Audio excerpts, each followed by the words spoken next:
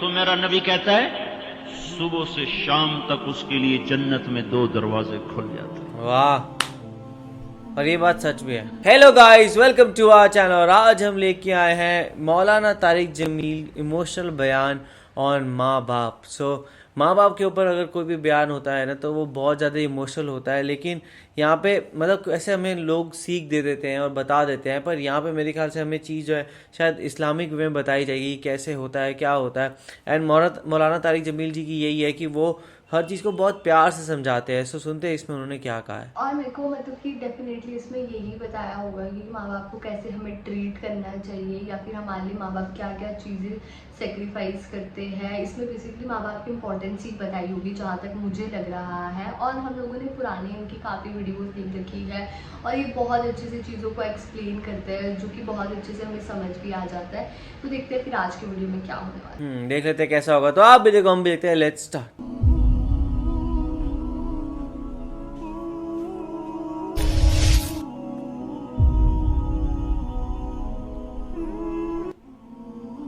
ذلیل ہو جا، خوار ہو جا کہ یہ جنت کا دروازہ ہے.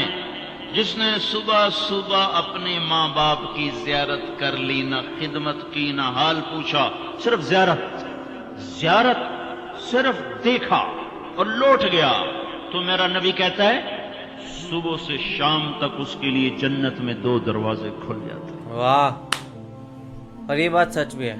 ادریس کا ایک تو باقی ہے، میرے تو دونوں ہی بند ہو چکے ہیں.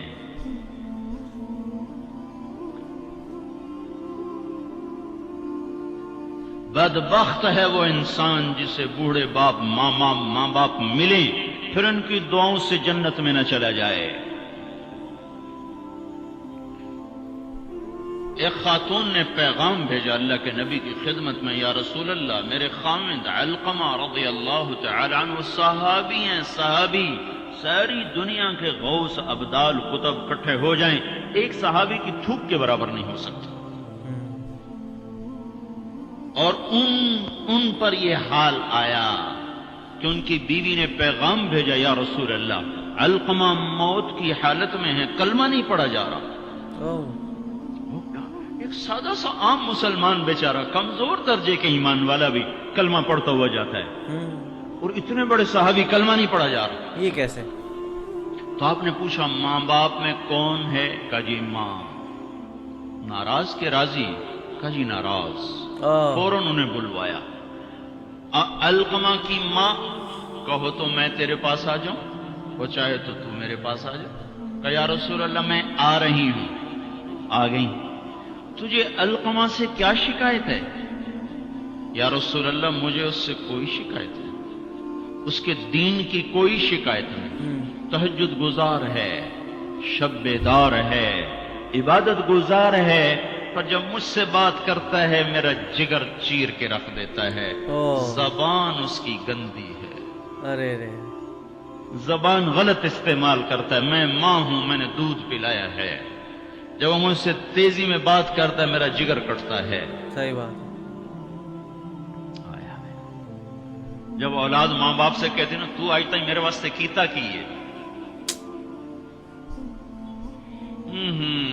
اگر یہ دنیا نہ ہوتی نا امتحان کی جگہ تو وہیں پتھر پڑتے ان پر. عجیب بات بتاؤں، اللہ کے نبی سے پوچھا جا رہا ہے قیامت کب آئے گی؟ آپ نے کہا اللہ ہی جانے. کا نشانی بتا دیں کہ قریب آ چکی ہے. تو آپ نے یہ نہیں کہا جب شرک زیادہ ہو جائے، کفر زیادہ ہو جائے، زنا زیادہ ہو جائے، شراب زیادہ ہو جائے، سود زیادہ ہو جائے. آپ نے کیا کہا؟ جب تم دیکھو کہ لوگ اپنی ماؤں سے نوکروں کی طرح سلوک کرنے لگ جائیں، جب فیصلہ آباد کے نوجوان اپنی ماؤں کو نوکر کی طرح جھاڑ دیں تو سمجھو کہیں دائیں بائیں سے قیامت کا حملہ ہونے والا ہے. تو آپ نے کہا تم معاف کر دے. کہ یا رسول اللہ میں نہیں معاف. اس کو نہیں پتا کہ میرا بیٹا موت کی حالت میں آ چکا ہے، ناراض ہو کے دوسری جگہ رہے. معاف کر دے. کہ نہیں یا رسول اللہ میں نے نہیں معاف کرنا، اس نے مجھے بڑا دکھ دیا ہے. تو آپ نے کہا بلال لکڑیاں کٹھی کرو اور علقمہ کو آگ لگا دو. ہائے ہائے. ماں بولی یا رسول اللہ کیا کہہ رہے ہیں؟ علقمہ کو آگ لگائیں گے؟ کیوں؟ تو سکرات میں ہے، تو نے معاف نہ کیا تو سیدھا جہنم میں جائے گا. اور میں نے جلا دیا تو بچ جائے گا جہنم سے. کہا نہیں یا رسول اللہ ایڈا بھی میرا جگرا کوئی نہیں کہ اتھو تائی میں معاف نہ کرا. میں معاف کیتا. ادھر اس نے کہا میں معاف کیتا, ادھر علقمہ کی زبان پہ کلمہ جاری ہو گیا.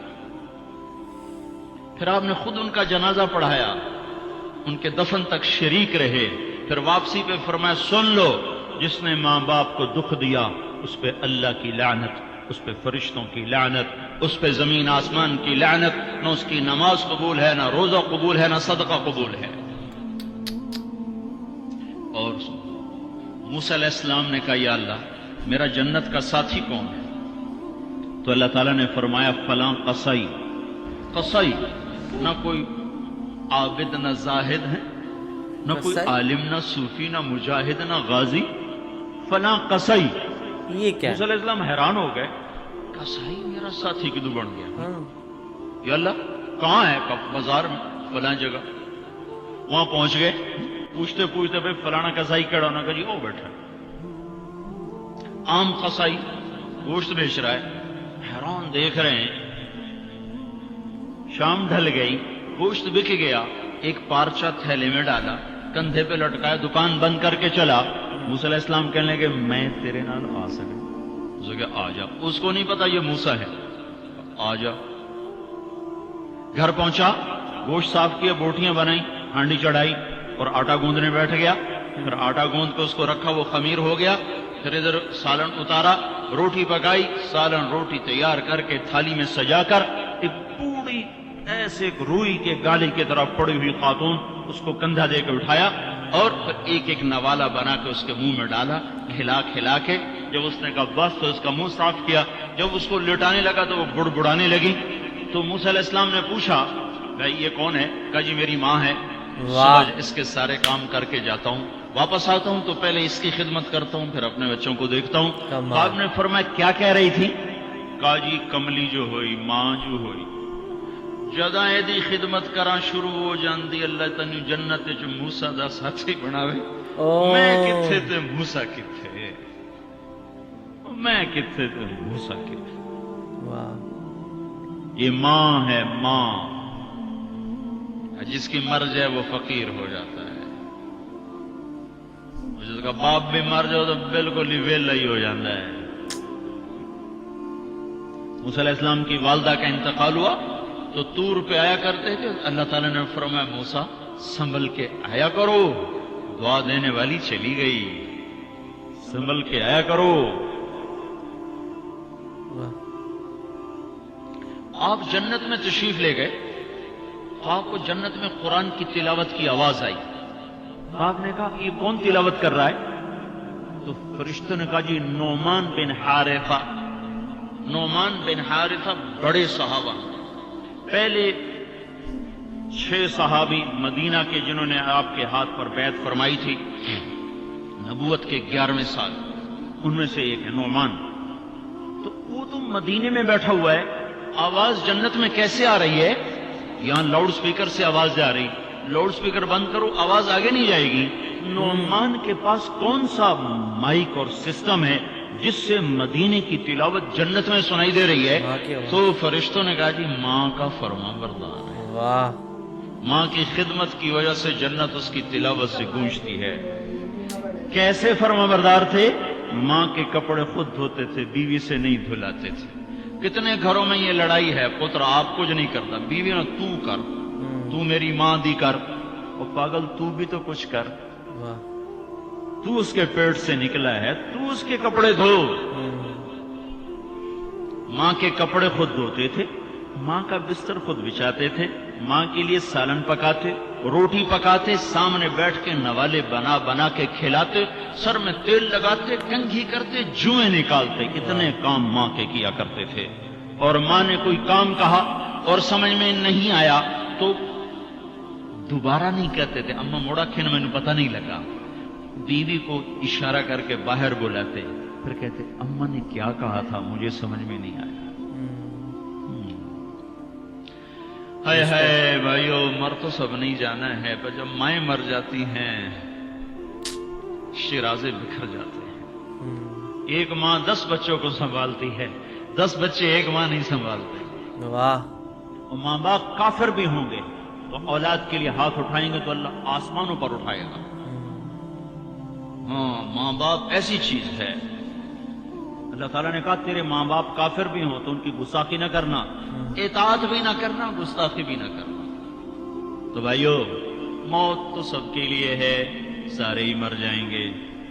ماؤں کا مرنا بڑا دکھ ہوتا ہے, لیکن مسلمان کو یہ تسلی ہے کہ ایک دن اللہ جمع کر دے گا.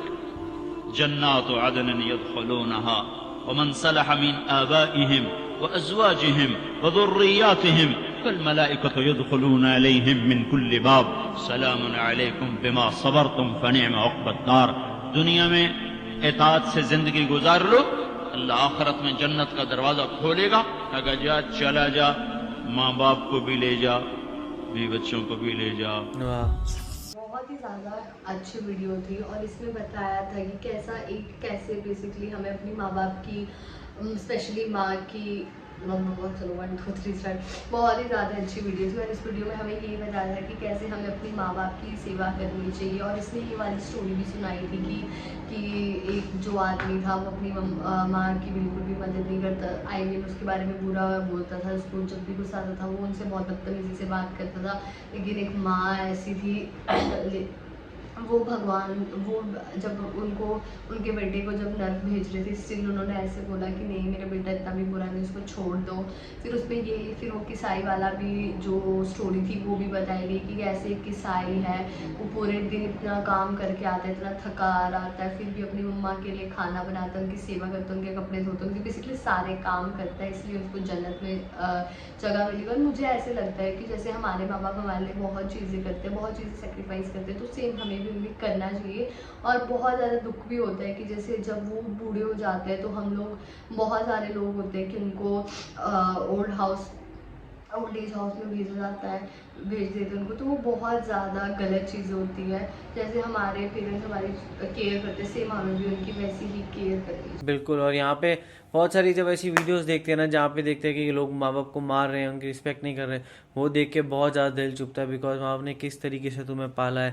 اینڈ یہاں پہ بہت پیارے طریقے سے انہوں نے سمجھایا, جب انہوں نے وہ لائن بولی تھی نا کہ بھائی ایک ماں جو ہے 10 بچوں کو سنبھال لیتی ہے, لیکن 10 بچے ایک ماں باپ کو نہیں سنبھال پاتے, تو وہ چیز بہت امپیکٹ فل تھی. بیکاز بہت جگہ ایسے دیکھا ہے کہ بہت سارے بھائی ہوتے ہیں, اینڈ وہ لوگ کیا کرتے ہیں, مطلب پاس آن ہی کرتے رہتے ہیں ماں باپ جب بوڑھے ہو جاتے ہیں, بیکاز سب کو ہوتا ہے ہم لوگ کیوں رسپانسبلٹی لیں, وہ کیوں نہیں لے رہا, وہ کیوں نہیں لے رہا. اور جب کہ ماں باپ جو ہوتے ہیں وہ اس ٹائم پہ یہ نہیں سوچتے کہ بھائی ہم یہ سب اتنا کیوں کر رہے ہیں ان کے لیے, تو ان کو کوئی کبھی ریپلیس نہیں کر سکتا. تو اس میں آپ لوگوں کا کیا کہنا ہے, آپ ہمیں کمنٹس میں ضرور بتائیے گا. تو ایسے ہی لائک کرتے جائے, کمنٹ کرتے جائے, شیئر کرتے جائے. بائے.